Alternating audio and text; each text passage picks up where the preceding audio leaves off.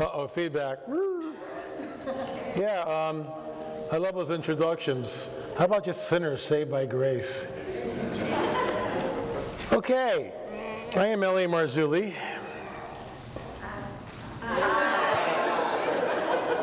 Please state your name and rank. I write books, I make movies, I yak all over the place. This is based on Mysterious Mound Builders, and it's episodic. This whole series is episodic. It's like we've got the first two done. I'm going to show you in a few seconds the trailer for the third episode, which is not out yet. But we've got 4, 5, 6, 7, 8, 9. It's just, there's no end to it. And what's really cool about this, I'm looking for like a unified theory. And what I mean by this, what does UFOs have to do with Bigfoot? What does Bigfoot have to do with megalithic structures? What does megalithic structures have to do with elongated skulls? It's all like this. Once you start going down the rabbit hole, everything dovetails together. So I get back from this morning or the afternoon session, I look at my email, and I have I should have printed it out, but there's no, anyway. And it basically says, I saw Bigfoot and it dematerialized right in front of my eyes. That's the headline. Welcome to my world. It's the real X-Files. The stuff that comes across there, sometimes we look at each other and just go, what are we doing here? But what's really cool is, and I'll do this tomorrow night, so I'm not going to, whoa, easy, big fella. Landmines are everywhere. I won't do it now, but I'm going to save it for tomorrow night. I think you'll be amazed when I ask the audience to raise their hand, and thank you, sir. Raise their hand and tell me, don't do it now. How many of you have seen lights in the sky, orbs, had an encounter? No, don't raise your hand. You're not paying attention over there. Don't yell at the pastor's wife, L.A. Remember that honorarium that you wanted? It just got decreased 50%. Thank you. So, but no, seriously, it's amazing, and I actually recorded all these and put them in the film in their own words. It's alarming. It's upwards sometimes of 30 to 35% of the people sitting right here in your church, in your congregation, have seen a UFO, lights in the sky, orbs, had an encounter with an alien, had sleep paralysis, been abducted, have an implant. It's bizarre. And no one talks about it. The church circle. So there's people out there, and this is why we did it, there's people who are like really hurting. There's people that are burdened down with stuff they've never told anybody. And if that's you, I'm going to make myself available at my table all weekend. You come up and you tell me, I won't laugh. Trust me, I've heard it all and come back smiling. I mean, we had, at Steve Quayle's conference 2 years ago in Branson, I said that. There was a line, remember that? There was a line, it was like an hour and a half long. Yeah, it was crazy. But that's what we do. And we prayed for every single person that came up. And I'm not breaking stuff off, but he is. He's the one that breaks stuff off and gets people free. And some people, the husband and wife come up and the wife starts telling me this and the husband's going like, they've never heard it, and vice versa. People hold on to this stuff and it burdens them. It can burden them for a lifetime. So if this is you, this is your weekend to get free, and I mean that. Not from anything I got no magic wand, I got nothing. He's got everything. So let's roll into it. Mysterious Mound Builders, and we're going to talk about episode 1, episode 2. Episode 1 is Mysterious Mound Builders. Episode 2 is Mathematical Mysteries of the Mound Builders. So, let's all make fun of a duck. Mathematical Mysteries of the Mound Builders. So watch this trailer. This is for episode number 3. Ding! Oh, before we get there, LA, you don't know your own PowerPoint. This is embarrassing. Our mission statement is this: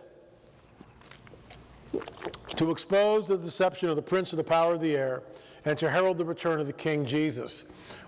We poke the dragon. We poke the bear. We poke the dragon. We do. We poke the dragon. He doesn't like what we do. If you have absolutely nothing else to pray about, please think about praying for us from time to time, because the attack is, at times, can be overwhelming. I have what I call the oppression attack index from 0 to 10, and today it was about a 3. So it waxes and wanes. Sometimes it can go way up. It can shoot way up, and it's like you just be sitting there, and all of a sudden, boom! Unwanted thought out of nowhere. The most vile things you can possibly imagine. And I have to take authority over it. Nope, we're not going there and just start doing the whole deal, get the shield up and start. But it's real. The enemy hates what we do. We poke the dragon. Do you really think he wants you to understand what his tactics are and what his end game is? Of course not. He wants to keep it as close as possible. He wants to keep the church dumbed down. He wants to keep everybody in this room dumbed down, including myself. You know, when I wrote the Nephilim trilogy, I thought I was done. I wrote Politics, Prophecy, and Supernatural. I thought I was completely done. Okay, I've done everything on the Nephilim now. I don't have to do anything else. It's over. My friend Russ Dizdar called. I was going to some conference, and it was in Newark, Ohio. And Russ Dizdar gets on the phone and he goes, "This was started the whole thing." He goes, "Hey, do you know where you're going?" I go, "Russ, I'm going to Newark, Ohio." And he starts. If you know Russ, he starts giggling. He starts, you know. I affectionately call him Russie from time to time. I'm one of the few people who can get away with that. So Russ goes, no, do you know where you're going? I go, "Russ, I'm going to Newark. What's going on here?" He goes, "Are you by your computer?" I go, "Yeah." And he goes, "Google fallen angels in the Ohio Valley of the Nephilim Chronicles." I go, "What?" So I Google this thing, and up comes the book by Fritz Zimmerman. And since then, Fritz and I and Peggy, we've gone on numerous adventures together, days on end, filming, exploring. Fritz is in the first 3 films, and he's a regular. The guy's amazing. And he wrote this book, Fallen Angels in the Ohio Valley of the Nephilim Chronicles. And you can pray for Fritz. He's got some things, you know, he loves the Lord, but he's kind of like had some stuff happen in church when he was a little boy. And he's like, you know, damaged that way. But his heart is amazing, and we love him. And whenever we're with him, it's like we cheer him up. But you pray for Fritz. It'd be really great to just have him kind of healed up and stuff. But Fritz writes this book, and I'm in Newark, Ohio. That's how you say it. It's not Newark, Ohio. It's Newark, Ohio, if you're a local.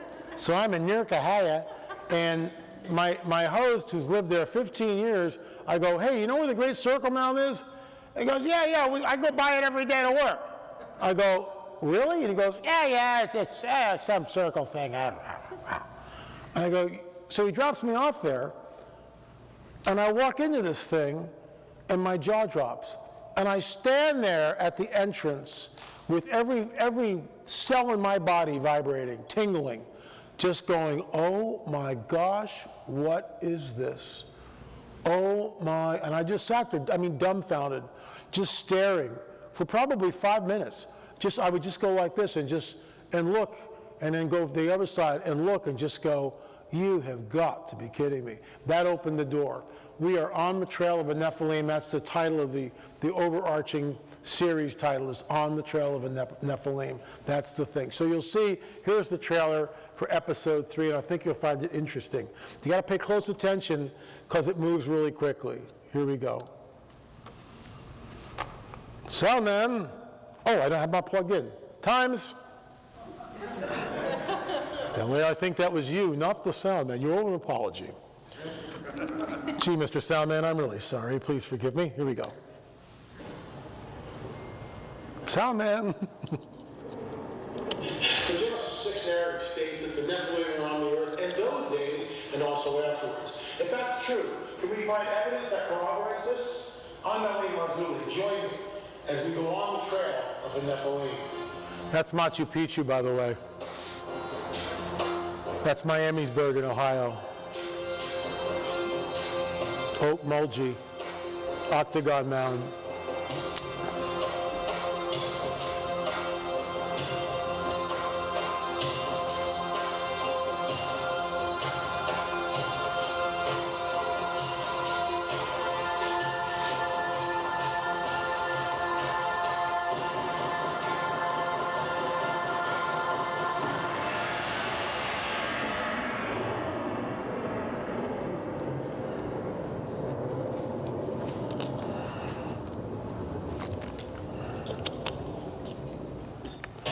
The story of the reptile, called the miracle, was real demonic power and force behind these locations.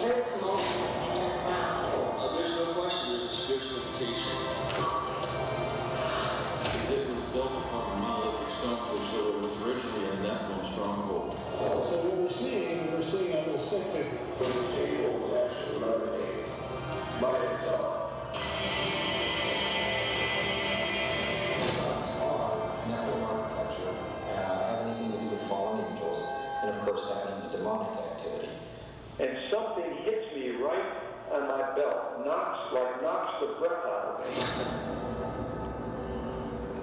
More like July. So that's the trailer. And what we found, I mean, I just whet your appetite a little bit.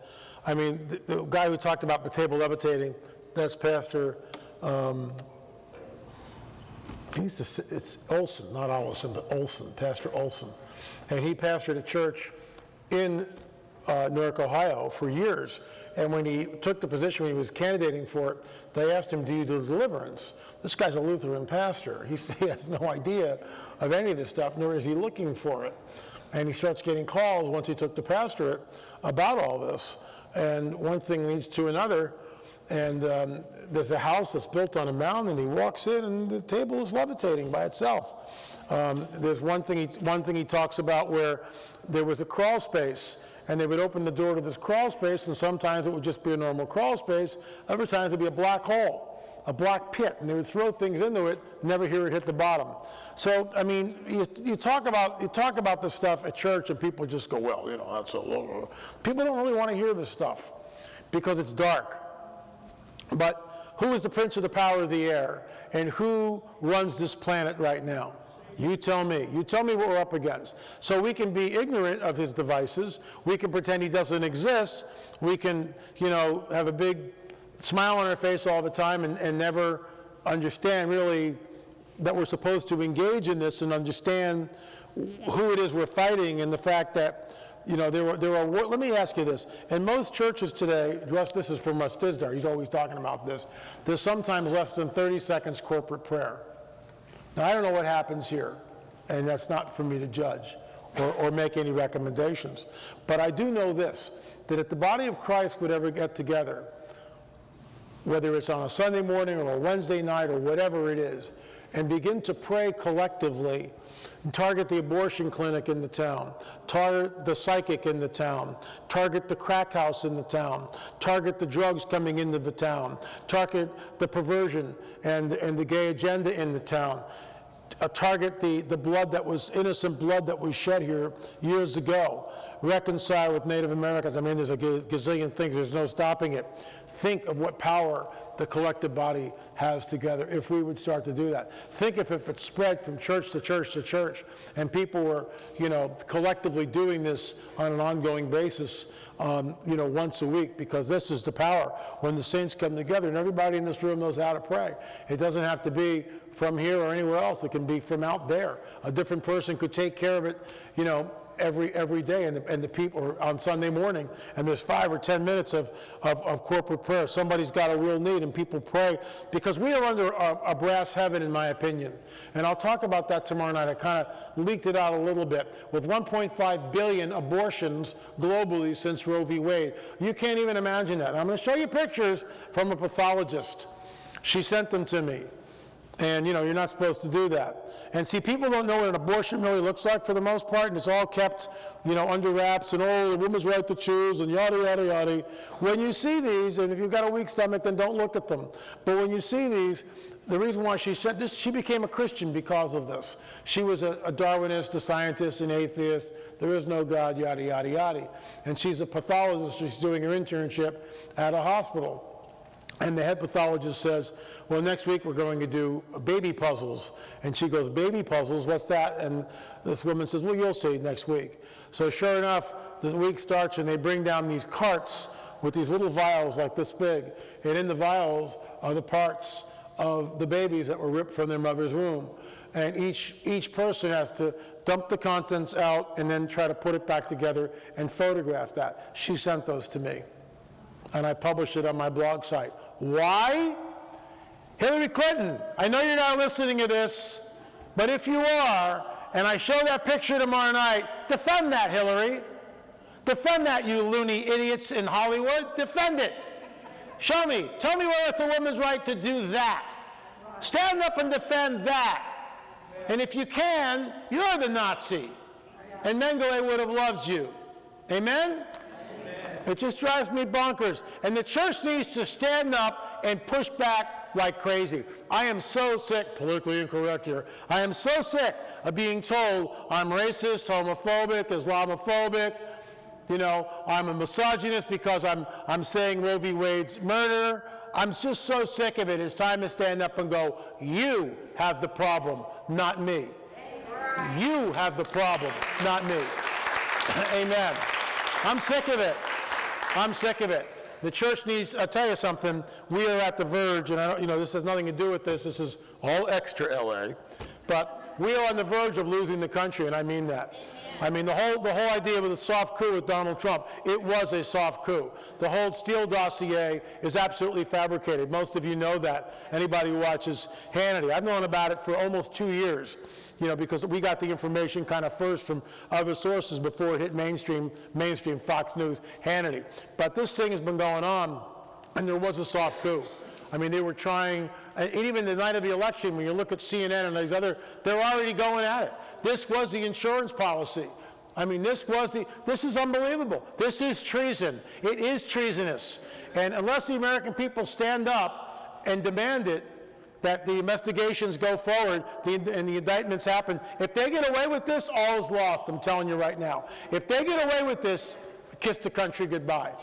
And we're that close to losing it anyway. And I actually wrote a piece on the blog, What If? And basically it was this, what if, we're not going to lay down and take this nonsense anymore?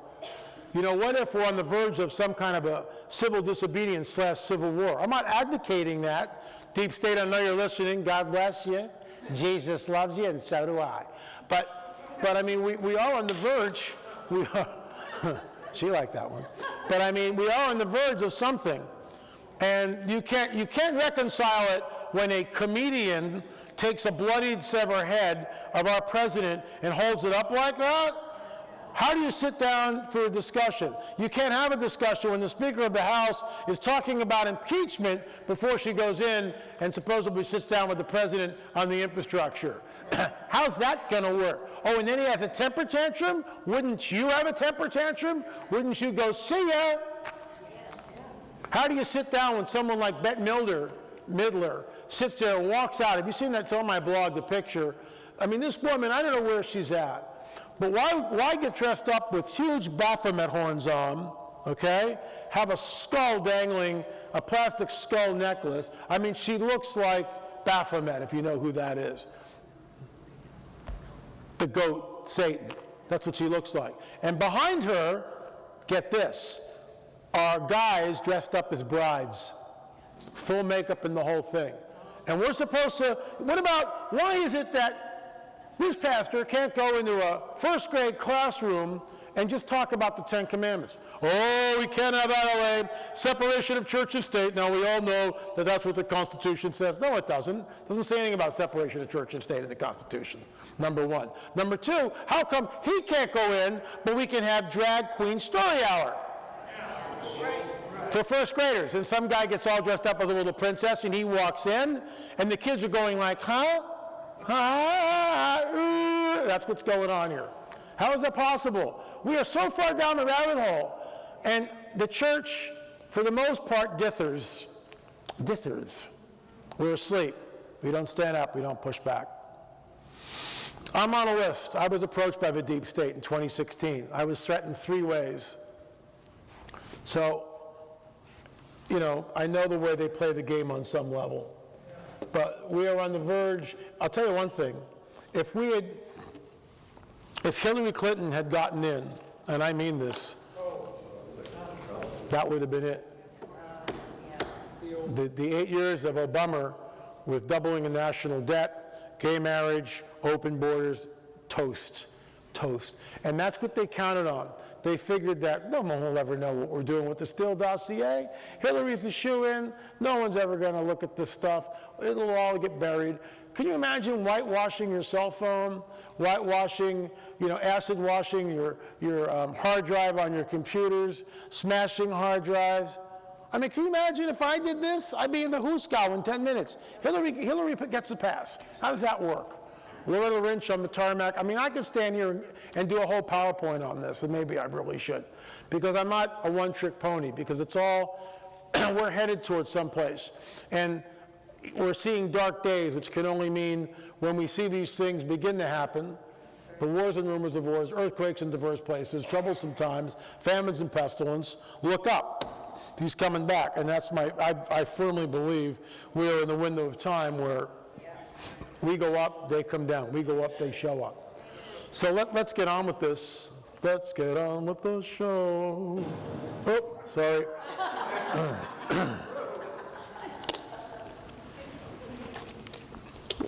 2 millennia ago, a culture that is still unknown to us today erected thousands of mounds throughout the Midwestern United States to the Gulf of Mexico. They're called the Hopo, the Adena, or the Mississippian. However, no one knows what these people actually called themselves. In other words, they remain mysterious and unknown to us today. When the first white settlers came in the Great Circle Mound in Ohio, they asked the Native Americans living there, "Who built this?" The natives replied that they didn't know who built them, as these large mounds were there and abandoned when they arrived.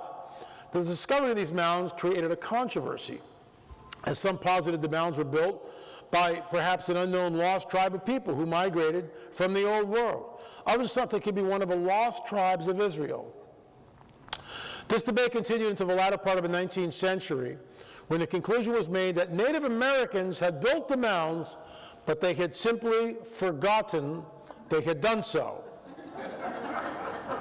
This is now the accepted paradigm. However, is it the truth of what occurred in the ancient past, or has the information been managed to bolster a particular narrative? Join us as we explore the mysterious mound builders. So I get emails from people, like I said earlier, and this is from this gentleman who said that he was out on Tick Island, and Tick Island, do I have a shot there? No. Tick Island is in Florida, and it was this huge acres, probably like maybe 10, 15, 20 acres, like an island, and huge midden mounds, shell mounds were on this thing, huge, and there were tons of artifacts. And so this man had this is way back in the early 50s, this man had contracted with the state to go in and deconstruct the shell mounds and grind it all up for road base, okay? So he's in there doing this. No one cares about any of the archaeological stuff, but the Bilger family does. And they go out and they start looking for artifacts, and they find artifacts. They find artifacts. And that's the story. He told me his mother filmed a lot of this. He also told me on the record that there was one graveyard that they found where the skeletons had to have been at least 10 feet. And I'm like this, I'm going, oh please have it be on film. Wasn't. They did show another grave with the archaeologists with an elongated skull. That was in it, and all the other stuff. But the grave that he talked about was not. And he was bummed, and I was bummed. But sometimes we get so close. So close. Can you imagine if they had had the film of that? And so we sent the film out. It was like Super 8 or whatever, and I had it digitized and brought it back and watched it, and then emailed them. But he comes in on the record, and he's getting up there, so he's fragile. We just did an audio, and his audio is heard in the film while we're showing the actual footage of the Super 8, and they're out there and they're digging up arrowheads. But there's this one shot where they actually dig up an elongated skull. And the reason for that is, yes, Native Americans practiced what was called cranial deformation, head binding, cradle headboarding. We understand that. We're not saying that didn't happen, but not everything is cradle headboarded. And when I ask for a skull, you can go get it, just either one at some point, okay?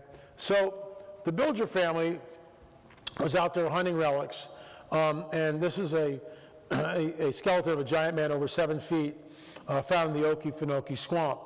There are several photos. I discovered a 9-footer out in Catalina, but I'll get to that. So the bottom line is, this is why we're on the trail.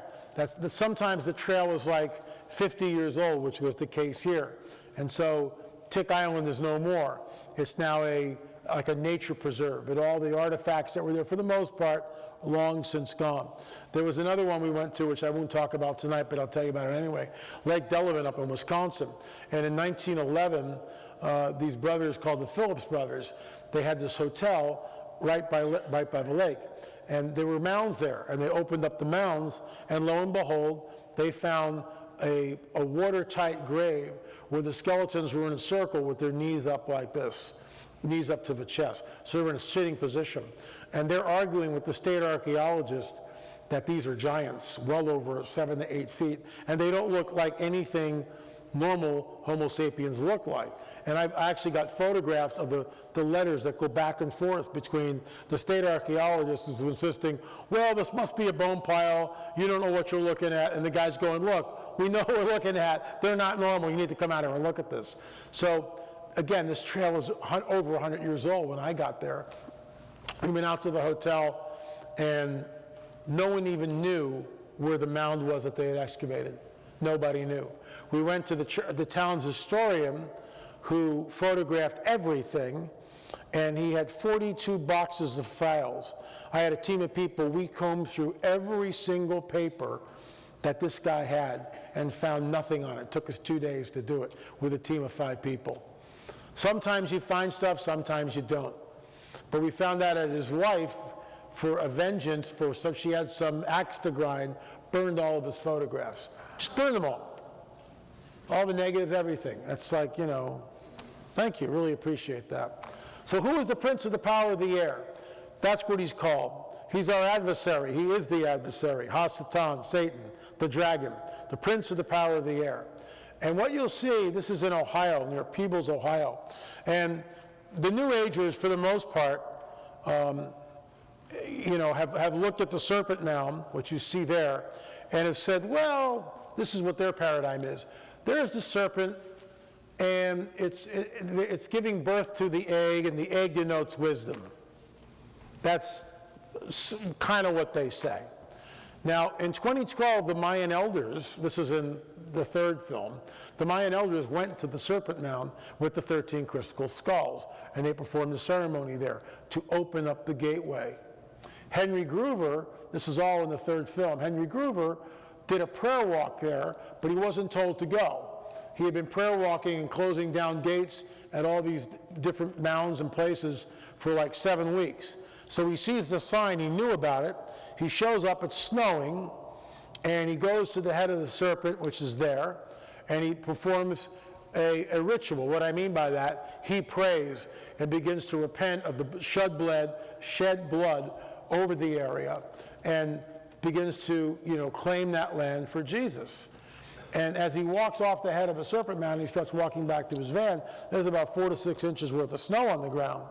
And all of a sudden, he's hit with a force in his solar plexus, and down he goes. His knees go up in his chest, and he can't straighten them. And he realizes he's freezing to death. And he calls out to the Lord and says, why? And the Lord said, Henry, I didn't tell you to come in here. You know, presumption, I didn't tell you to come in here. I'll release you, but don't come back here until I tell you to come back here, and then only do so when you fasted and prayed and you bring a team in. And he learned, and he comes on the record, and with an audio, and then our CGI, computer-generated imagery, Wesley Sangiorgi does a brilliant job in bringing his story to life. That's in the 3rd film. There's this woman, Dottie, who was in the Newark area, and she knew nothing about the Serpent Mound at all, nothing about it. And this was like, I think in 85 with the whole convergence thing that was going on. I forget the exact date, but it was like 85, 86, 87, something like that. And the Lord wakes her up and tells her, go to the Serpent Mound and do what I tell you to do. I want you to pray there. So she goes there. There's like 300 New Age people, you know, all decked out, doing their crazy stuff, incense, patchouli oil, the whole deal, you know, crystals, the whole New Age thing. And she's alone, didn't go with anybody, and she's just standing there waiting for the Lord to give her directions. So they're all the people at this point are milling around this area, the head area. About 300 people are like right in this area. So the leader is back here by the tail, and he says, hey everybody, we're going to start, so come back over here. The whole crowd moves, and like 10 minutes later, they're up in this area. The Lord says, I want you to go up on the head, raise your arms, and tell you and pray what I tell you to pray, which is what she did. And she prayed, and then she just walked off the mound, and that was it.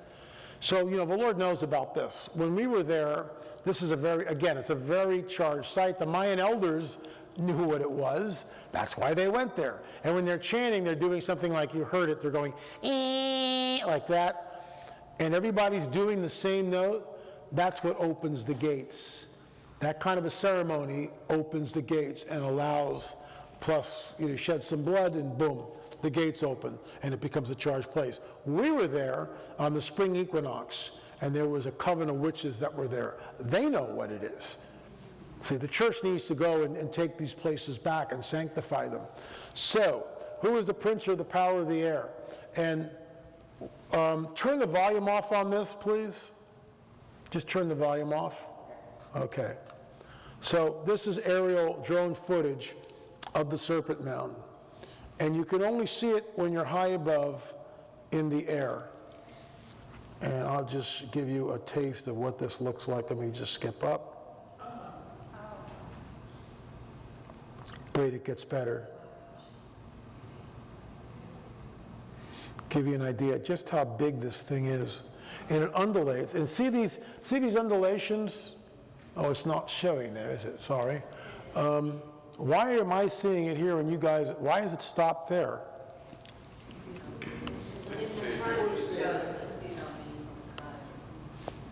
That's so weird. Let me try this again. Okay, you're seeing it. Okay, good. So I'm just going to let it roll so it doesn't do anything weird.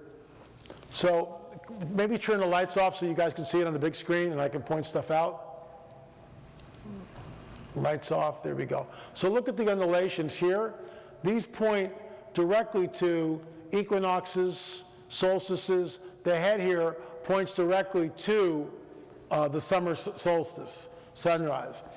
This is our paradigm, and this came from the work of an amateur archaeologist by the name of Mark, who was spending time out in the Serpent Mound. They were going to do a poetry reading out there, go figure, right?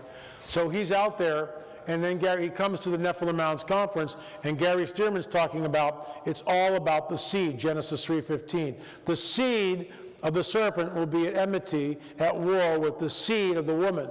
So this is the new paradigm, which really comes from amateur archaeologist Mark, but he let me run with it, and we published it, and I elaborated on it. He just came up with what about this? And I was just blown away. So what this really is, you see the head right there. We believe that the serpent is not in the act of giving birth to the egg. The serpent is in the act of trying to destroy the egg, to swallow the egg. Why? So the one who's coming that will crush his head will never appear. If that's true, this is, look at that. That is, and you can only see this from the air. When you're down there, you can't see it. Who is the prince of the power of the air? Why make something that you can't appreciate unless you're hundreds of feet above, flying a drone, or you are the prince of the power of the air?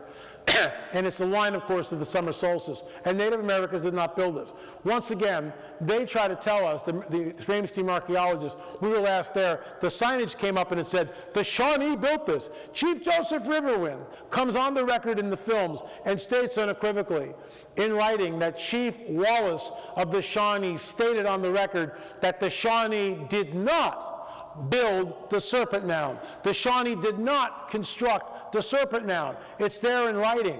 They knew what it was, but in no way did they build it.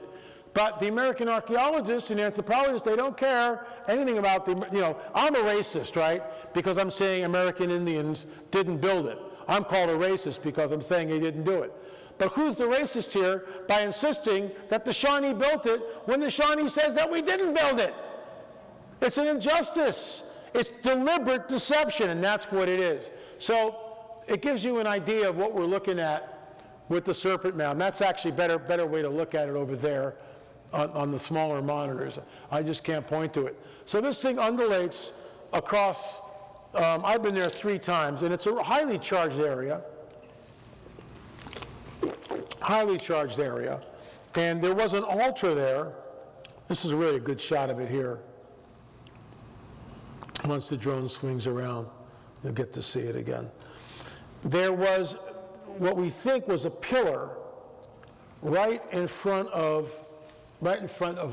the egg. There was an altar and a pillar there. The pillar has since been pushed down over the cliff when we actually film where the pillar is. One of the things that we want to do is see if we can take the pillar and take it out. It's got moss all over it. What we think, there may be writing on it somewhere. Maybe writing. No one cares. No one, it's just standing, it's at the bottom of the hill, someone pushed it over. And part of it's buried like this. So it probably weighs a couple of tons. You know, you're looking at getting a crane and yada, yada, yada, or some kind of a tractor back there. And of course, you'd have to clear it all with the Ohio Historical Society, and that's another, you know, because they don't want anybody touching anything. But that's what we're trying to do. So here, you can see, you can turn the lights back on, that the head of a serpent here, what just happened? The head of a serpent swallowing the egg points directly to the solstice, the summer solstice. And you can see the winter solstice and different, it's basically, once again, on an 18-and-a-half-year lunar cycle. So here it is in plain sight. It's in Ohio, near Peebles, Ohio. It's absolutely in plain sight. There it is. Thousands of people, maybe tens of thousands of people, visit it every single year, and they don't know what they're looking at. There's a 2-story tower, it's actually closer to 3 stories, that's erected near, I'll show you where it is. The tower is right about in here. So when the tower's here, you're up 3 stories, you can kind of see the head, but not really. You look over with the tail. You can't appreciate it unless you go up. And when you're up a couple hundred feet in the air with the drone, and you look at it, you just go, you've got to be kidding me. Who is the prince of the power of the air? Why would they do that? Why build something when you can't see it? Why build something that you can't appreciate? And when you're there, you're kind of like this, you're going up, yeah, I know it's a serpent, but I'm not seeing it. And you kind of walk along like this, and you get up to the head, and you kind of go, I think that, yeah, there's the egg, and there. I mean, it's not the way it is from the air. You can kind of get an idea of what you're looking at, but not really. When you go up a couple hundred feet, the whole thing, like I showed you in the video, it just pops. Who is the prince of the power of the air? See what we're living under? See what's happened here before? And it's global, folks. That's what people don't get. It's everywhere. It's in the temples in Europe. It's in the menhirs of Portugal, the standing stones of Karnak. It's at Stonehenge, it's in Machu Picchu, it's in Teotihuacan, it's out in California. There are stone circles and stuff up in Canada. It's down in Florida, it's everywhere. It's global. It's in Russia. It's all over the Middle East, for crying out loud. That's Nephilim Central. Part of it's in Australia. The red-haired giants were found in New Zealand. I mean, it's everywhere. And it's all under the radar. And it's all hidden away and obfuscated. And when you go up to an archaeologist and you try to have a conversation, they laugh at you. They laugh at you. Because they know all the answers. Excuse me, sir, have you ever been to Machu Picchu? Well, no, LA, but why? Well, do you really think it's the same builders that build Machu Picchu, like we talked about? Is that really the same people that build this? Or is it Inca slop? Do you see a difference between the stonework? So let me see this. One course of stonework, like we talked about this morning, or this afternoon, is incredibly pristine. And the joints are perfect. And I guess they got lazy after a while, right? They think, I'm not doing this anymore. We'll just throw some slop on it. Or do we have 2 builders? I mean, it's just amazing how anyone can sit there and go, this is all Inca stonework, LA. Oh, really? And yet the Inca, when asked, when the conquistadors were, I'm regurgitating here again, when asked, they said, we didn't do it. It was here when we got here. So that's the Great Serpent Mound. Cahokia, which is right, we talked about this morning, but when you look right here, this plaza, right? Allegedly, there was a house there. And that house, the walls was like, was it 50 feet? What was it? 40 feet high. 1 story. So why do you need a 40-foot high roof? Why did they have to do that? There was the stockade, it's over here. There was a wooden stockade that went all around it. The plaza in front of this thing, and extends this way, 45 acres, is level within 2 inches. How is that possible? There's about between, I would say, 450 and 500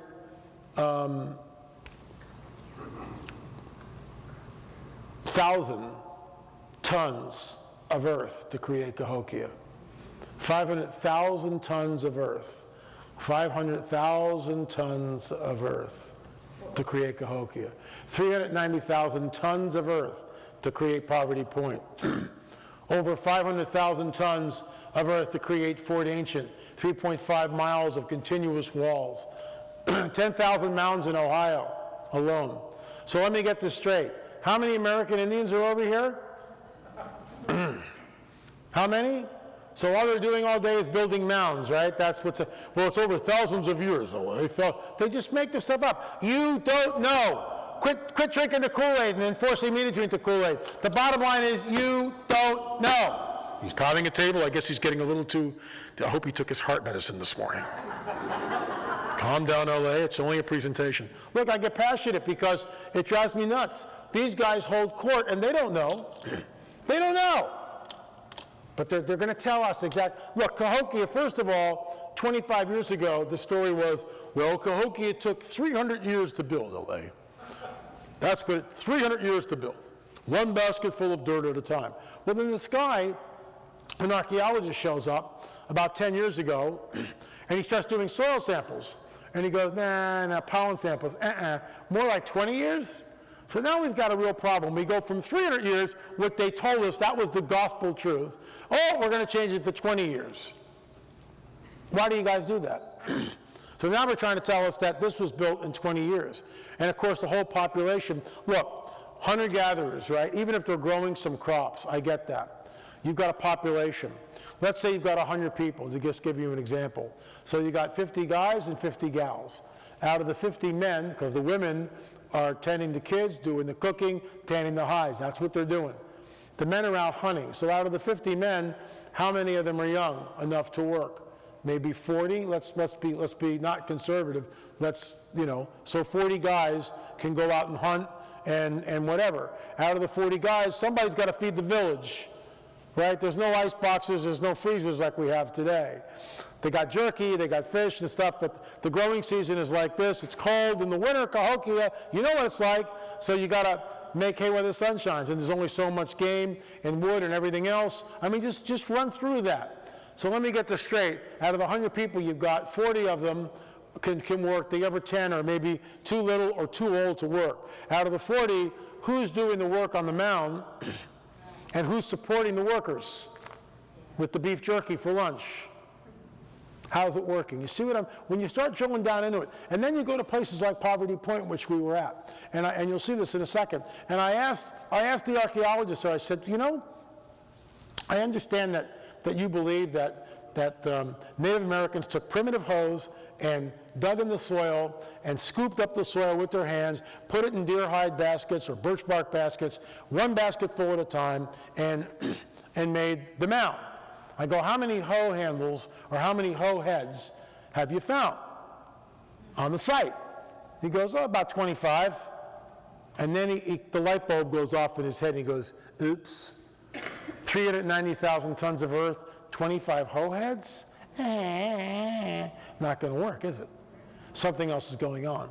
And they don't know who built it. They don't know what the people were called. They know nothing about it. They only know that's there. And when I show you pictures of it, you'll see why. So we've got a real, I'm sorry, let me get a slurp here.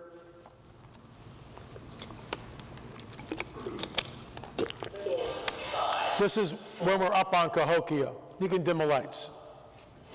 This is the Josh Sullivan Show on the GCN Radio Network. Hey everybody, Josh Sullivan from the Josh Sullivan Show here. We got a really special sort of show for you today. I know usually we're on the radio, but today, Ellie Marzulli is actually in our neighborhood. So we thought, how can we not So Ellie, what are we doing here? More importantly, what are you doing? Well, this is part of my ongoing research on the trail in Appalachia. This is Cahokia. It's been on my bucket list of sites to go visit for quite some time, and just great to be here. As in all of these places that I've ever visited, most of them are right by a waterway. The Mississippi is off on my left here. You can see the archway in the background in St. Louis. We are up on top of what they call Mound, which of course is completely erroneous because they call it Mound because of the Catholic Church and the monks that were here. They don't know who built this complex. They really have no idea who built it. They call it Cahokia because it's like the Hopewell Indians in Ohio. They don't know the people who built the mounds in Ohio were really called. They make names up, like Ohoka, like the Indiana, like Cahokia. They just make these names up. And no one really knows who people were. They don't know how this was constructed. And the reason why I'm here, this all goes back into the mound culture. I believe that there is a hidden history throughout the world, which has been deliberately obfuscated for the people of the world. And part of being on the trail and visiting these sites, there's nothing like boots on the ground, folks. When you're here and the wind in your hair and the Mississippi's off to your left and you get a feel for the country and from on top, I can see for miles, really for miles up here. It's absolutely incredible. And of course, it's the complex has many different mounds on it. And it reminds me of other places I've been, like Teotihuacan in Mexico, and then of course, Corral down in Peru. There's a similarity. Mainstream archaeologists will tell us that this mound was constructed over a period of decades, maybe a couple of hundred years, by Native Americans allegedly, with birthmark baskets, however big they were, and clamshells, and stone hoes, and they dug the dirt, and they hauled it. And I asked one of the docents in there, I said, listen, you've got engineering, you've got local techniques, you've got advanced mathematics, and there's no pre-existing culture. All this rises up out of nowhere. And so in my opinion, this is fallen angel technology, Nephilim architecture. Especially, when you say out of nowhere, I've never been on this sort of adventure before. This is literally out of nowhere. Does anybody who's been to Illinois is notorious about flat? So, what's interesting about this Nephilim architecture, fallen angels technology, you can turn the lights back on. What I find incredible about this is these sites like Cahokia, like Teotihuacan, like Machu Picchu, wherever you go, Corral, the oldest city in the Americas, is 5,000 years old, it's north of Lima, about 3 hours. And when you go there, the first thing I did, I'm walking in with the docent, I'm looking around going, I said, this looks just like Teotihuacan. And it does. It's got the plaza, it's got the pyramid of the sun and the pyramid of the moon and all that nonsense. That's what they call it, but they're there. Also, my second question, was there evidence of human sacrifice found on the mounds, found in the site at Corral? Yes, there was. He kind of looks around and goes, yes, we found evidence of that. They don't like that. So there's always blood. These sites are highly charged, and there's no pre-existing culture in Corral. There's no pre-existing culture in Cahokia. They're not trying to figure out what this is. It's just there. It just, boom, it appears in full-blown regalia. Done, finished. They're not trying to, well, how does this work? I'm not sure. What are you talking, solar alignments? It's all there. In other words, no one's writing on deerskin. We think we understand that we'll make this thing in an 18-and-a-half-year lunar cycle. No one's doing that. It's just done. There's no, well, we tried before, but we didn't quite get it right. We got it. It's done perfect. Just like Stonehenge. It seems to be perfect. They call Stonehenge 1, Stonehenge 2. I get that. But the alignments, and I think there's like 28 alignments, are perfect. Same thing in Karnak in France, which we're headed out to Karnak in June. We're going to be filming there. 3,000 menhirs, standing stones. It's the largest field. It just goes on for like miles of standing stones. And there's this one surveyor, Crowhurst, who's written 2 books on it, very, very math-oriented, extremely math-oriented. And he writes all the angles. Well, he's got, GPS surveying equipment out there. Welcome to the modern world, right? And he's lining up solstices and equinox. These things line up with great precision. Well, you go back a couple thousand years, 3,000 years ago, and in the Neolithic, they don't have any of that stuff, so how's it being done? So this stuff rises up globally from seemingly nowhere. So Poverty Point has 390,000 tons of earth. We were there. That's where I asked the docent, the archaeologist, how many hoes have you found? He said about 25, and then he realized, well, that's not going to jibe. 390,000 tons of earth, 25 hoe heads, something's wrong here. And there's something really is wrong. So we drilled into this. And what you'll see, this is all, and I'd love to get you weighing in on this after the fact. Check this out. This is Mound A. This is the biggest mound at Poverty Point. Look at the triangles and what they actually show here. I mean, it is, something else is going on, and it's very, very deliberate. And this is This is a huge distance here. This is, I mean, it's one thing to sit here and draw these nice little pretty triangles on a map like this. It's another thing with the circles and everything else, all the geometric patterns that you see in the landscape, hundreds and hundreds of feet apart, and there's no surveying tools. How the heck are they doing this? And it's not like well, they got it pretty close, it's only off by a couple of feet. It's dead on. It's absolutely dead on. So it gets really weird. Fort Ancient, when I got to Fort Ancient, it was like going into the Great Circle Mound for the first time. It was early spring. It was on the spring equinox 2 years ago. Spring equinox. We get out of the car and we go to what's called one of the gates, which I think, let me see if I got to find it here first. I think it was, yeah, there it is. It's right here. This is where the road cuts through. In the film, you can see the road cutting through. This is the gates. these two mounds are still here. This is the road, and this is in the woods. And this is 3.5 miles of continuous earthen walls with, by the way, archaeologists will say there's 67 gates. We think there's 66 gates. So, when Peggy took out her iPhone and checked out where we were, it was due east, right? Due east-west? I think it was due east-west, if I'm not mistaken. Absolutely perfect east-west. And then, what was interesting was, she looked at the constellations, and the Hydra, the Serpent, was directly over the gate. The Serpent on the equinox was directly over that gate. That's deliberate. Who is the prince of the hour of the air? It's always the serpent. And when you talk to archaeologists about this, well, the serpent's indigenous in all cultures, LA. It's a symbol that's easy to draw, and blah, blah, blah, blah, blah, blah, blah, blah, blah. We just have it from, Spain to Mexico, back again. It's like, wait a minute. Why is it always the stinking serpent? It's everywhere. Why Chichen Itza, the serpent, the dragon, Quetzalcoatl, the dragon. You go down to Okmulgee or in Alabama, the pottery, the dragon, the serpent, the flying serpent, the wind serpent. China, the dragon. It's everywhere. It's global. Who is the prince of the power of the air, and who is the dragon, for crying out loud? And he wants to be worshipped. And that's what all this is about. The bottom line is they build these sites so that the fallen ones can come down and they are worshipped. Anything different here? Welcome to the book of Revelation, when he sets himself up to be worshipped in the temple of the rebuilt God, a rebuilt temple. That's where it's all headed. But in the meantime, in antiquity, that's what took place. So when we get to Fort Ancient, I can't even believe what I'm looking at. I mean, we get out of the car, which was right around in here someplace. We actually parked the car here. We walked in. I flew the drone from this area out to this mound, and then down a little bit. We walked down into here. We never got down to this part. We walked down to this area, just totally blown away. I've never seen anything like it in my life. And it's about 500,000 tons of earth, roughly.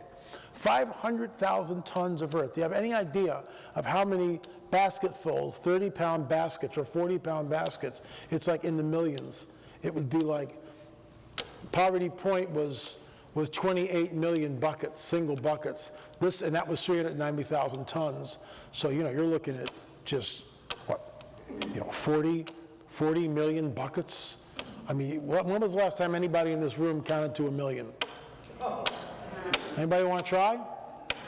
So we're supposed to believe that 28 million buckets of earth were dug? This is what I mean. You got to get your head around this. 28 million buckets of earth? And that's what we're supposed to believe? So it gets better, watch. So these are old photos of what the site used to look like at Fort Ancient. The Great Gateway.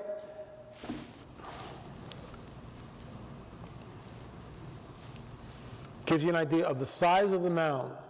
And see, if I were king of the forest, no, if I were in charge,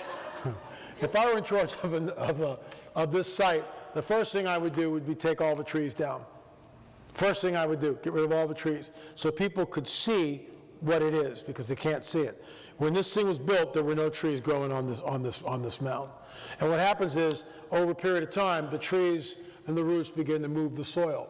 Here's something to think about. In Cahokia, which is right off St. Louis, in Poverty Point, the second largest mound in the United States, in Fort Ancient, in the North Circle Mound. How was the dirt compacted? Why hasn't it eroded away? How did they compact the dirt? Oh, we don't know, LA. Maybe they used big logs and had a bunch of people go tamp, tamp, tamp. The Adena Mound is like the Adena, they call Adena. We don't know what these people call themselves, but we'll call them Adena because that's accepted in academic circles. So this Adena Mound has really steep sides like this, okay? It's not like this, it's really steep. It's so steep that, could I go down it? Yeah, I could, but I could also fall and break, twist an ankle really easily because it's really steep, okay? And that begs the question, how do they pack the soil? And when they opened up Miamisburg, which is another mound, and I'll show you pictures of that in a little bit, when there was a museum inside the mound, and according to the records, when they began to tunnel in, they were shoring up the dirt, and they realized, get this, the dirt was compacted so tightly and held together so tightly that they didn't need to shore it up. Has anyone run compaction tests on the soil? See, this is why it's multidiscipline. This is why we hire a surveyor to go in and look at the North Circle Mound and tell us what's going on here. How accurate is the moat? 6 inches to a foot, that's really accurate because that can be just slough over the last 2,000 years. So that's Fort Ancient. Watch, this is the party line, check it out.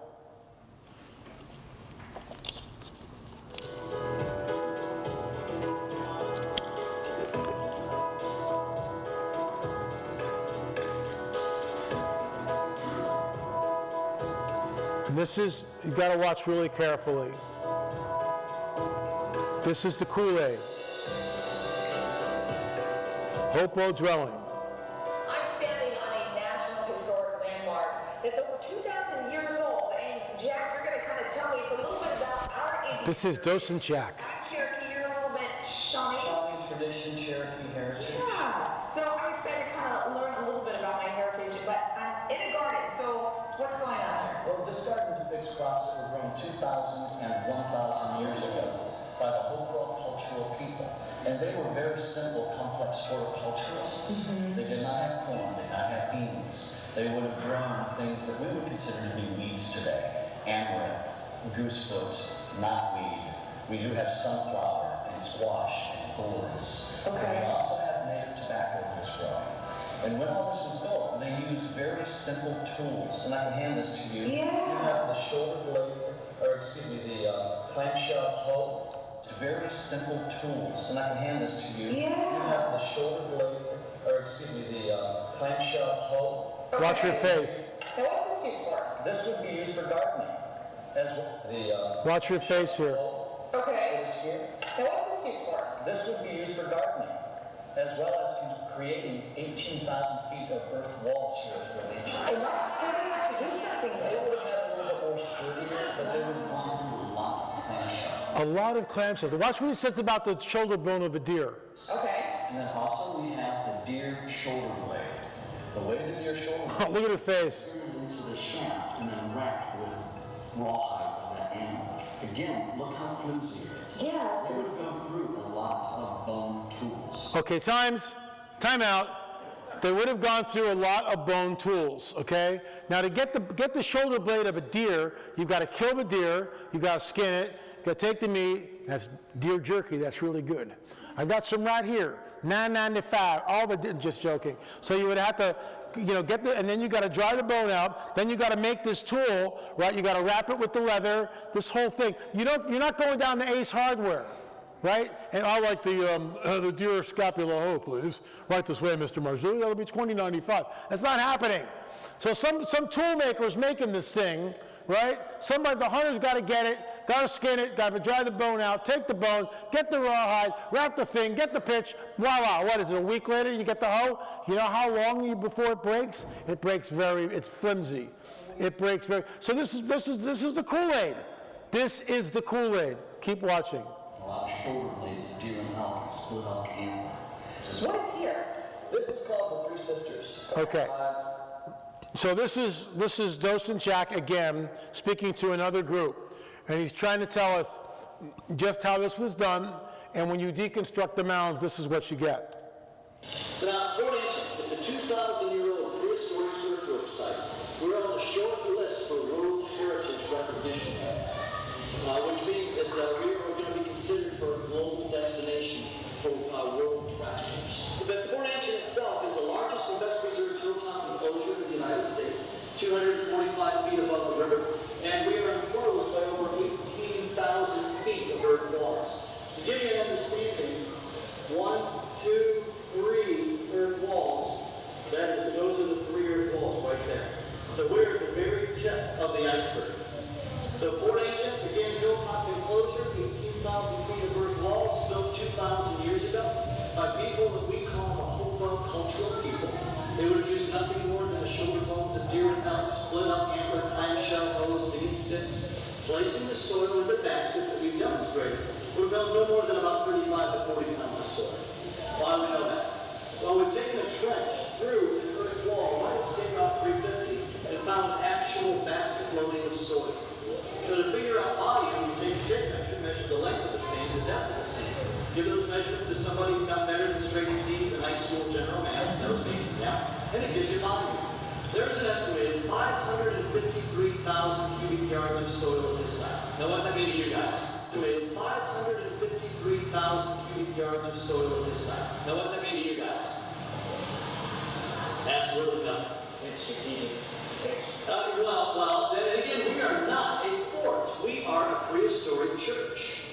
The 553,000 cubic yards of soil, if we were to tear apart all the earth walls, all 18,000 feet, and put them into dump trucks, each dump truck holding between 15 and 20 tons of soil, and park it at the Jeremiah Morrow Bridge on Interstate 71, which is about a mile and a half away from here. Start parking the dump trucks end for end. You will end up 15 miles from downtown Cleveland, 200 miles away. 15 miles from downtown Cleveland, 200 miles away.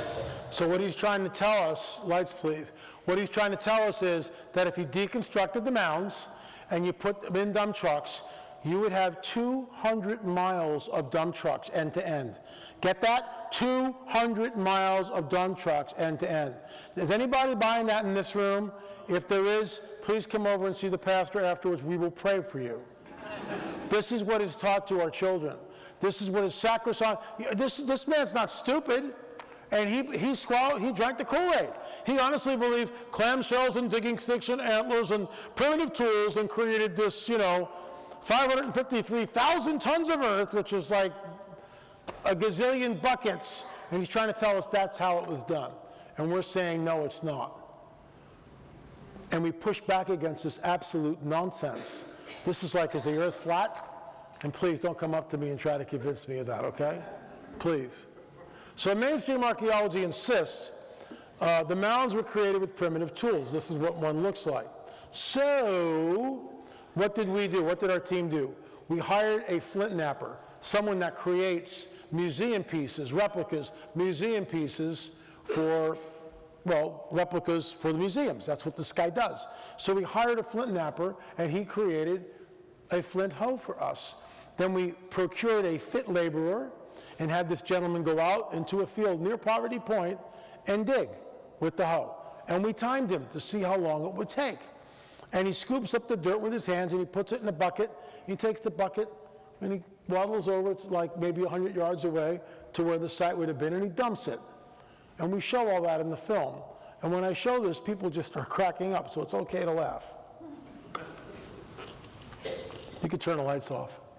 We were curious to see how an ancient flint hoe would actually work on the soil around Poverty Point. We hired a flint maker to create a replica of the hoe, and after procuring a fit laborer, headed out into the field to see how much dirt could be dug, collected and hauled to the mound site. My name is Woodward. I'm an archaeologist, and I'm working with Spiral of Light here near Poverty Point. We are doing some time volume tests, some experiments. How much time it takes to move a certain amount of soil. We wanted to do that to see how the mounds were built and the time factor that it I wanted to describe this total a little bit so you can get a good idea of the instrument that they use. As you can see, it's beveled on each side, which we call bi-facing. They bi-faced this piece of flint. Then it was fitted into this handle, where it was pinched. And you can't see the pitch, but inside of these wrappings, there's a dark resin pitch that would have acted as a glue to hold this in.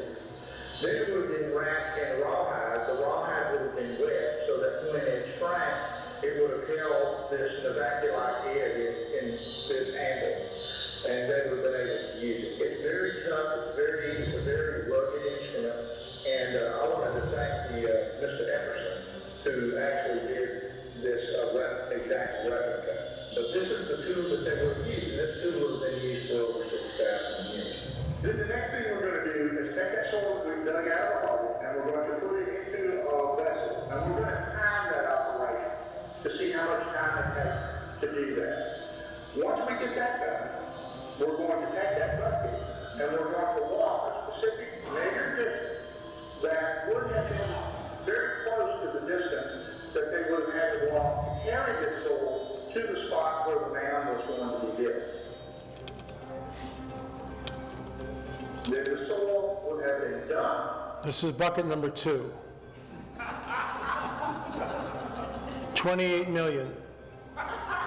Okay, 28 million single buckets. Now, we don't know how it was compacted. Back down.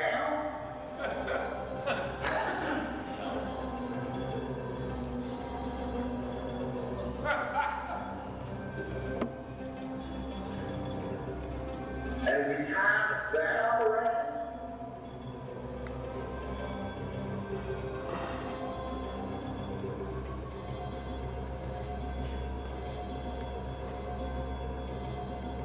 Each truck and trailer holds 40 tons of soil.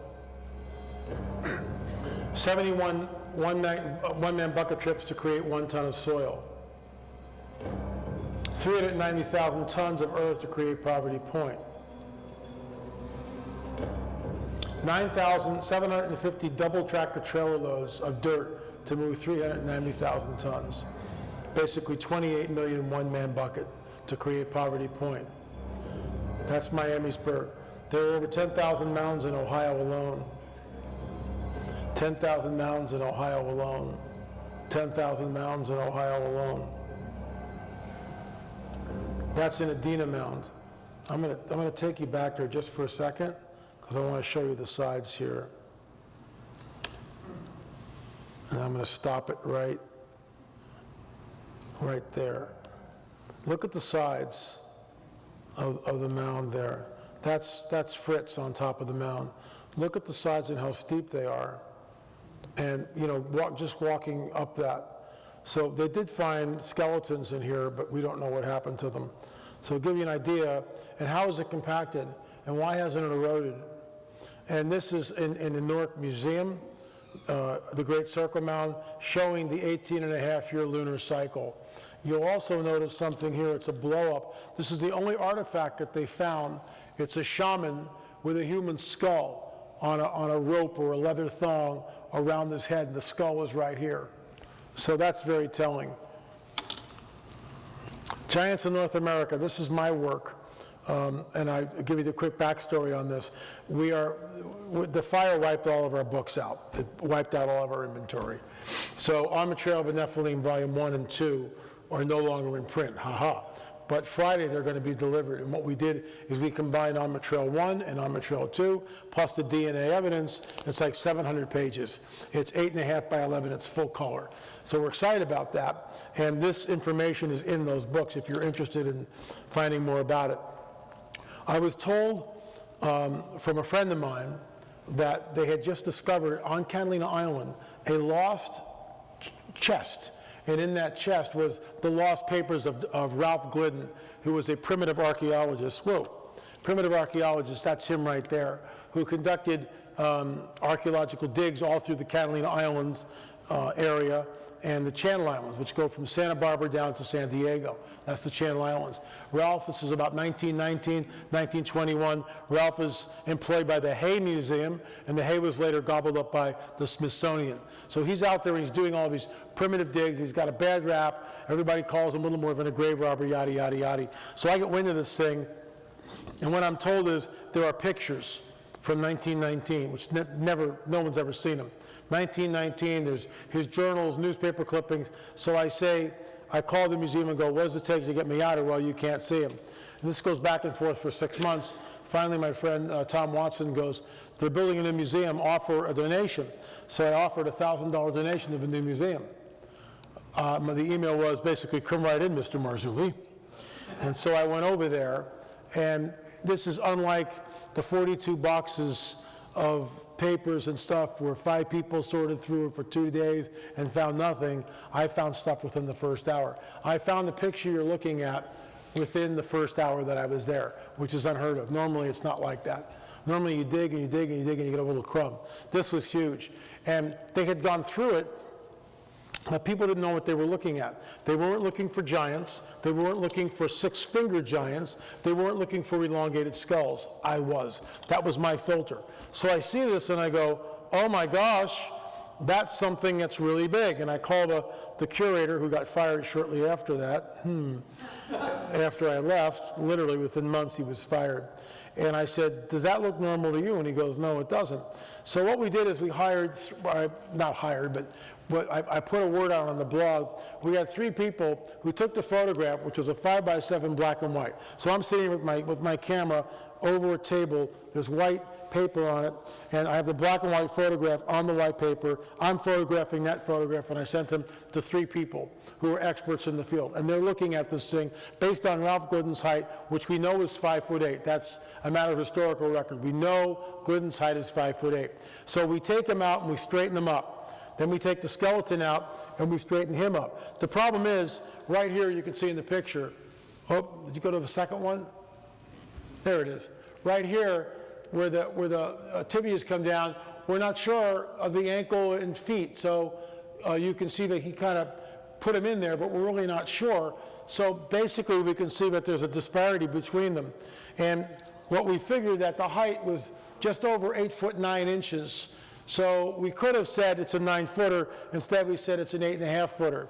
Okay, I'm a 6-foot male. When you go up 2 feet, you go out, you've got a giant on your hand. I mean, it's unbelievable. And if it's 9 feet, which is what it really is, it's just, forget it. I don't have a chance against this thing. And when we did this, which was incredible, the museum immediately redacted the pictures. And I'll show you that in a second. How many fingers do you see here? And I got to do something here. What's the deal with this? Why are you doing this? Hold on. Yeah, okay. That's dead center. My fault. So, how many fingers? See the way it's too high? But I'm not going to mess with it now. How many fingers do you see here? Where's the thumb? Where's the thumb? Let's count them together. There's the little finger because it's his right hand, isn't it? So there's the little finger. That's 1, 2, 3, 4. That can't possibly be the thumb. I'm sorry, it's his left hand. No, it's his right hand. What am I saying? Figure it out. It's backwards. I'm confused. It's his right hand. So 1, 2, 3, 4, 5, and the thumb is behind here. Here's the thumb on this hand. 1, 2, 3, 4, 5, and the thumb more than likely has fallen off. It's a 6-fingered skeleton. I've shown this to doctors, and they say, yeah, it looks like a 6-fingered skeleton. It's this. Why is that important? Because in the biblical prophetic narrative, what does it talk about? That the giants some of them had 6 fingers and 6 toes.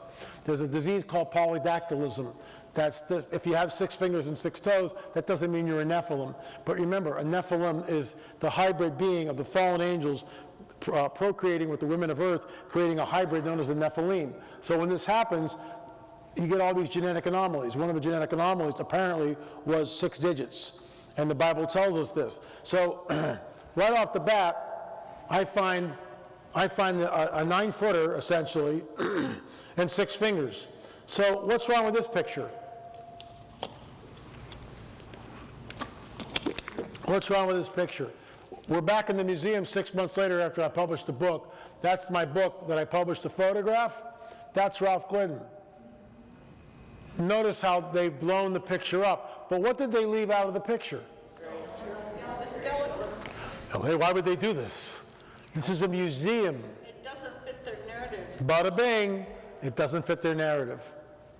And so they redact. Isn't that cheating? Isn't that lying? Isn't that being deliberately deceitful? You see what we're up against? These people will do anything to hold on and bolster their absurd paradigm. Anything. They'll lie, they'll cheat, they'll steal, they'll kill. They will kill. I've been threatened. They'll do anything to prevent this information from coming out. There's the original picture. That's what it looks like. This is what they show. So we filmed that, and that went viral, especially on Jim Vieira's show, In Search of the Lost Giants. The whole thing went viral, which is good. So in the new museum, to their credit, they've taken this picture and they've blown it up really big. I mean, it's like this big. It's huge. But there's nothing about the giants. You would think that they would be saying, come see the Catalina giant. And they'd have a stream of people around the block coming to see that photograph. You would think that they would have interviewed me and, where are your sources? Can we talk to the people that did this yet? Do their own work, check the thing. Nope, not a word, not a peep. Nope, can't have that. But at least they show it. Because if they don't show it, they lose face. And they hope it just all goes away. Can you go get me one of the skulls? Thank you. So this is the work of Rick Woodward. Unlike a certain researcher by the name of Brian Forrester, oh, I said his name, who never gives us credit. Thanks, honey. Let's give her a hand, folks. Can I have a volunteer from the audience, please? We're going to switch skulls. I'm just joking. So Rick Woodward is an anthropologist. You saw him. He's also an archaeologist. And so what Rick did was we sent him all the pictures and the skulls that we have. Here's a normal skull here. Notice the size of the Foramen Magnum and the shape of the Foramen Magnum. Notice its placement to the rear plate, which is called the occipital plate in the back of the skull. Notice the placement. These are the Paracas skulls here, where the Foramen Magnum is a different shape and it's pushed back basically to as far back as you possibly can. This is called, this is the red-headed one. This came from Paracas. And I want to show you where the Foramen Magnum is here. There it is right there. Here's the real plate. Here's the occipital plate. If it's any further back, it's outside the skull. If it's any further back, that's why we bring these so you can handle them. This is a 1-to-1 ratio. Is it a giant? No, it's not. But here's the deal. We don't think this is cranial deformation. And the reason for this is Dr. Michael Alday, who's an MD, Dr. Malcolm Warren, who's a chiropractor, Rick Woodward is an anthropologist.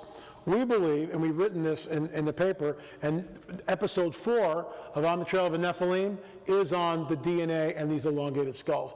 They're coming to shoot at our house on Tuesday.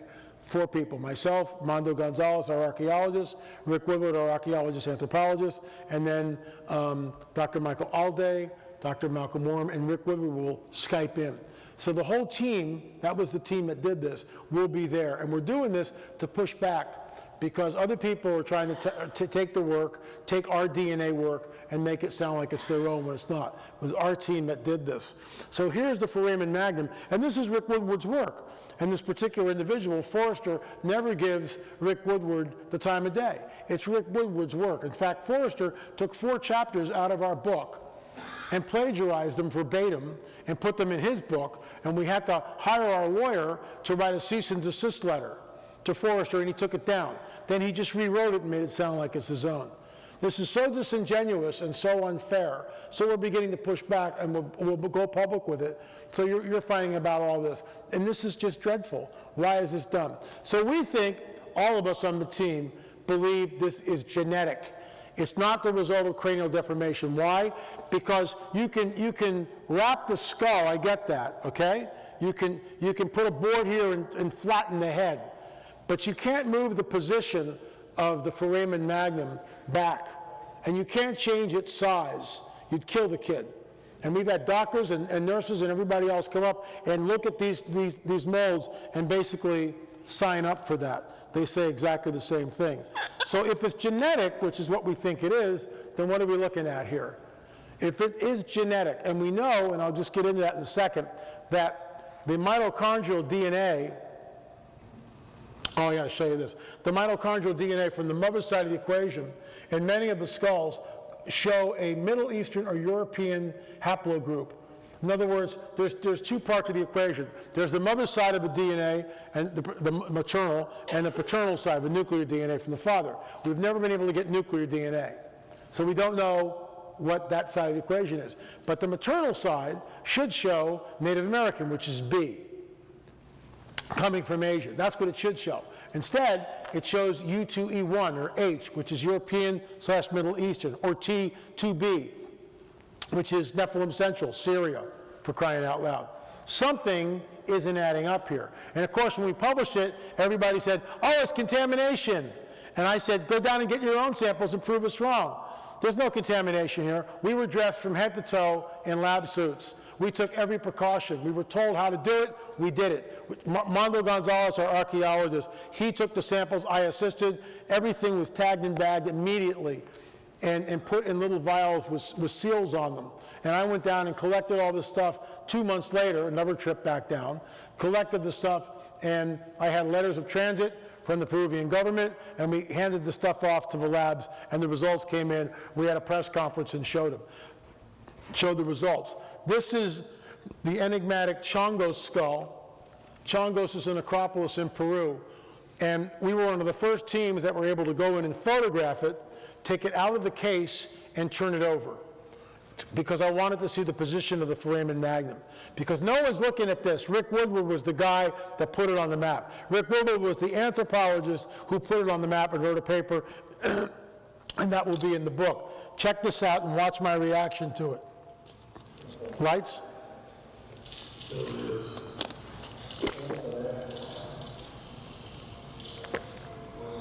Oh my God, it's right in the back. There it is. It's right in the back. If that thing is any further back, it's outside the skull. Look at it right there. You see how far back it is? It's even further back than this thing is. And the skull is actually larger than this one. Oh my God, it's right in the back. Look at that, it's right in the back. What's going on? It's like right on the occipital plate. So here we are. You can see it like right there, and then here's the occipital plate. I mean, if it's like a quarter inch, it's outside the skull, it won't work. And so what we think, you can put the lights on, what we think is this skull, in order to balance the skull, because, see, our foramen magnum, like you saw, is sort of in the middle of the skull, so our neck works like this. I mean, it's balanced, right? Not with these guys. So what we posit, this is total conjecture, we've never been able to get our hands on a full mummy yet. We're still working on it. Things move very slow in Peru. They don't care. They don't care. It's amazing. They don't do their own DNA, we do their DNA for them. And then they don't like the results, so they throw us out. That's how the game is played. So we believe that these skulls may have had longer necks. Not many different vertebrae. A giraffe has the same amount of neck vertebrae as we do. It's just that the spacing is different and the vertebrae is different. So we think these might have been longer necks. What's interesting is the haplogroup for this guy, and I'll show you that in a second, is H2A. This skull right here is this guy on the end, right there, the middle. He's the middle skull. That's what this is. It's the middle skull. So it comes from H2A, which is European. And we think if the necks were longer, that would balance the skull with a much longer neck. So the Nephilim tribes have names. The Zanzamim, the Imams, the Rephaim, the Anakim. Guess what Anakim translate as? Long necks. Long necks. Is this an Anakim? I don't know. That's why we're on the trail. That's why we're relentless. It's a relentless pursuit of the truth. We want the truth. We want to know. Why do we do it? Because it proves the veracity of the biblical prophetic narrative. It also proves the veracity of the Native American oral tradition. So here we have a DNA analysis from another skull, mitochondrial DNA haplogroup T2b, which comes from Syria or Turkey. Haplogroup U2E1. This was called the baby skull. We got to unwrap at 2000. You could turn the lights off so they can see it on the big screen. We got to unwrap this baby skull here. That should have come up. Why isn't it coming up? Let me go back up. It's on the screen. That's so weird. It's not coming up. There it is. Okay. If you look, actually, this is a better shot than this one is. But if you look at one of the monitors, you can see the strawberry blonde hair. We got to unwrap a 2,000-year-old mummy skull at Senior Wands Museum. And when we got to this point and we saw the strawberry blonde hair, we all totally freaked. We took hair samples out of that. We tested this in 2 different labs, 3 different times, and we discovered all 3 tests came back the same, U2E1, which is basically Eastern European, U2E1. Why is this important? Because, you can turn the lights on, because the prevailing paradigm is this, that thousands of years ago, people came across the Bering Strait when it was a land bridge and populated the Americas. And if that's so, it's haplogroup B, not H, not T2B, it's haplogroup B. Haplogroups for us were all European and Middle Eastern. This rewrites history. You would think that the academics would look at our research, which is, look, we took it to a DNA lab. We have the reports from the DNA lab. It's published in the back of On the Trail of the Nephilim 1 and 2 with the DNA, the new book coming out. We'll get them on Friday. You can read the reports for yourself. We're not making this stuff up. What was that? Sorry.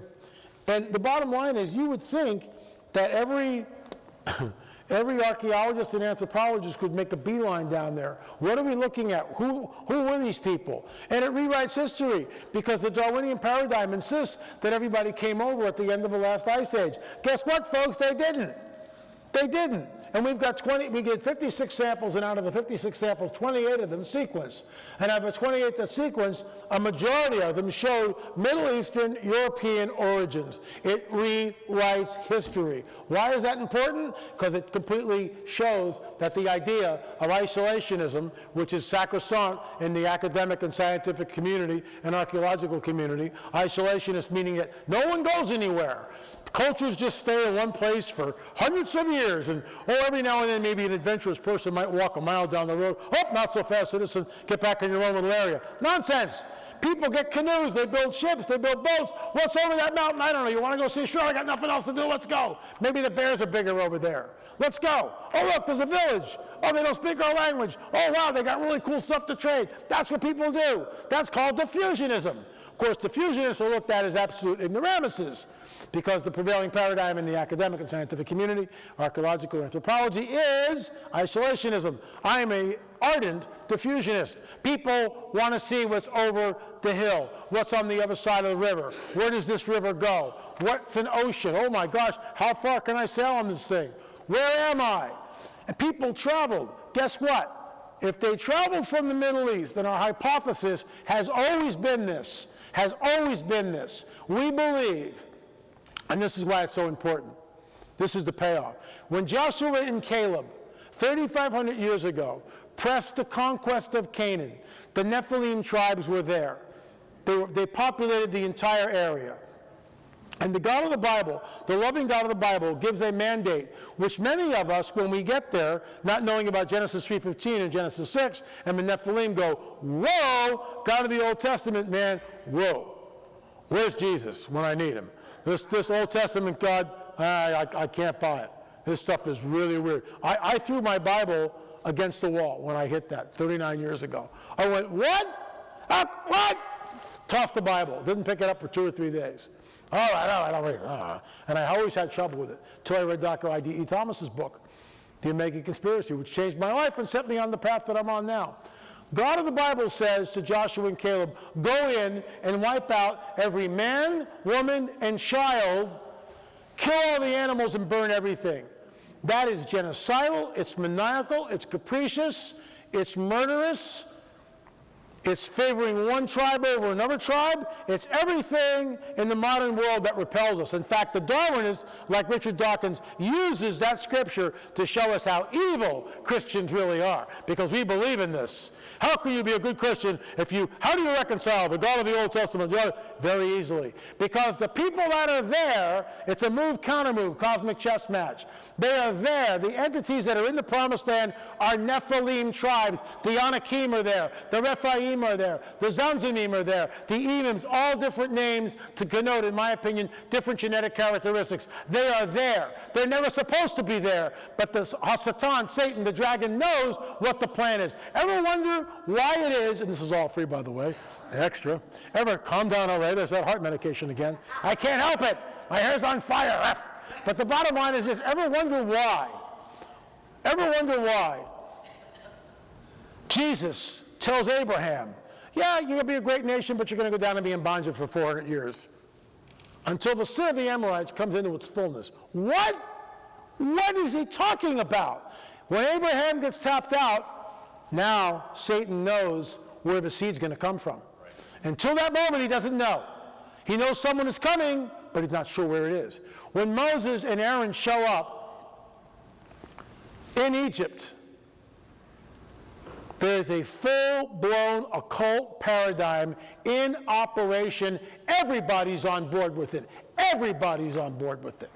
So much so that when they throw the staff down, right, and it becomes a serpent, Pharaoh basically laughs, and his magicians do the same thing. No one's running out of the room going, oh my God, it's turned into a serpent, did you see that? They've all seen it before. That's not taught, and we need to understand that there's a full-blown occult paradigm, which, by the way, is global, which is to my point, that this whole thing that we're looking at is the dragon's handiwork. It's a global network created by Satan the dragon to enslave human beings, which is what happened. And there's always human sacrifice that happens. So, Abraham goes down there, becomes a great nation, 400 years. Ever wonder why Pharaoh gets up on a Monday morning and goes, I think I'm going to kill the firstborn of the Israelites. That's a good idea. Make it so. Ever wonder why he does that? Move, counter-move, move, counter-move. Because if the dragon knows, now he knows that it's the Abrahamic line which the Messiah is going to come from, he's trying to kill them all. Ever wonder why those tribes are in the Promised Land? Because when Abraham sacrifices Isaac, it's on Mount Moriah. And he gets a hint. Move, counter-move, move. So he puts all his forces into one area. And then the mandate from a loving, holy God is wipe them all out. Because they're not human. They are soulless. They are Nephilim. They are hybrid beings without souls that are in a fixed state, that are cannibalistic, they're bloodthirsty, they are crazy, crazy entities. Crazy entities. They're in a fixed state. That's why the mandate comes down to wipe them all out. And now you've just reconciled the most disturbing part of the Old Testament, because it is. It's very disturbing. But once you know that, you can argue with the Darwinist who comes up, well, what about this? I'll tell you what. You got an hour? You can hoist him on his own petard. So the bottom line is, when Joshua and Caleb pushed the conquest of Canaan, some of the Nephilim tribes flee. They build boats, they travel out the Straits of Gibraltar, and the trade winds will take them right to the island of Barbados. How do I know this? Thor Heyerdahl proved it in the 60s. He built a boat, called it Ra. It was out of papyrus, just like the Egyptians would have used, just like was all over the Mediterranean 3,500 years ago. He built a papyrus boat. He sails out the Strait of Gibraltar, no compass, has a sail, no map, no compass, and just sits there. And the wind pushes him, and he lands on the island of Barbados. That is the new world. And Heyerdahl proved the concept of diffusionism, that it could be done. It could be done, and it was done. They came over here, they set up shop here, and the Lord allows it, just like Sodom and Gomorrah. He allows it for a certain period of time, and then, boom, that's it. We're not doing this anymore. That's what I think's happening. So let's move on. Is there a bias in academia? This man came on the record in the first, I'm going to let you go. I'm going to wrap it up here real quick now. He's a professor, not a professor, but he's a microscopist. University of California, Los Angeles rather, sorry. And his name is Mr. Armitage. Scientist claims California University fired him over creationist belief. What happened is, right here is a Trisopterus horn, right there. That's the Trisopterus horns. So he's up at Hell Creek one summer. He's got a team of people together. They're doing a dig. The last day that they're there, they find this huge fossil. It's a Trisopterus fossil. He's a microscopist. He's got, you know, these incredible scanning electron microscopes. He takes the Trisopterus horn back to his lab. He opens it up. He takes a sample. He finds soft tissue in a 40-million-year-old Trisopterus horn. You can't find that there. Something's wrong with this picture, right? Something's really wrong with this picture.